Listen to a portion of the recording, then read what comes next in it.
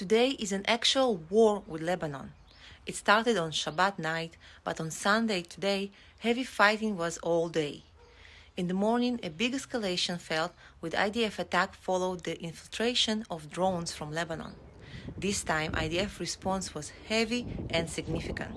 Then all day Lebanon fired anti-tanks and Israel responded, but every time the response was much heavier than we used to since the beginning of the war.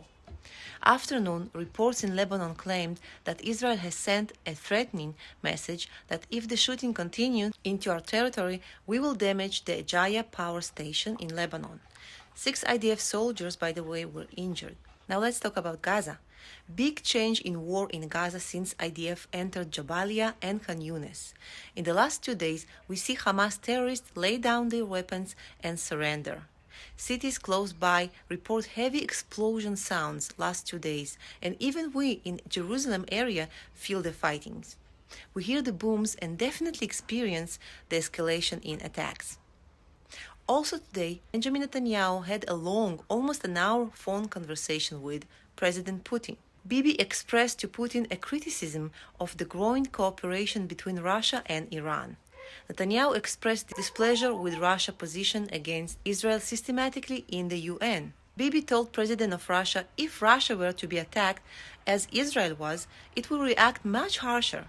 During the conversation, Netanyahu also thanked Putin for the efforts to free an Israeli-Russian citizen last week from Hamas captivity. Also, Prime Minister Benjamin Netanyahu requested that Russia put pressure on the Red Cross in favor of visits and medicine for our abductees in the Hamas captivity. Putin, on his side, asked to prevent hurting the uninvolved civilians.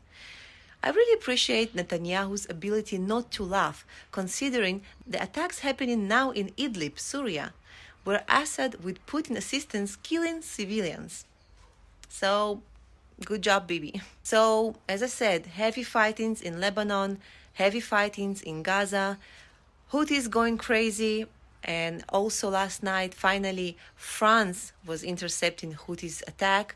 So I hope the world will wake up and help Israel to fight this terrorism, this darkness. I'm speaking and I'm hearing the booms. So guys, I will keep you up to date. Thank you for watching. God bless.